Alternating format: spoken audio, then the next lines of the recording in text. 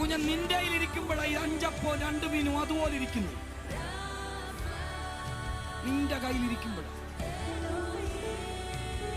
പക്ഷെ ഇത് ആ ദൈവിക കൂട്ടായ്മയ്ക്കകത്ത് എത്തേണ്ട കരത്തിലെത്തിയ ആ ദൈവിക ഫെലോഷിപ്പിന്റെ അകത്ത് നിന്നിൽ കുറവായത് ദൈവത്തിന്റെ കയ്യിലെത്തിയാൽ അത് വലിയ നിറവായി മാറും.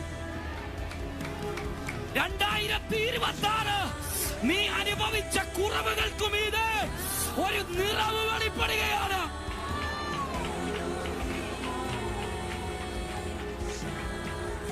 ആ ഫെലോഷിപ്പിനകത്തേക്ക് വന്നപ്പോൾ 5 അപ്പം വർദ്ധിച്ചു.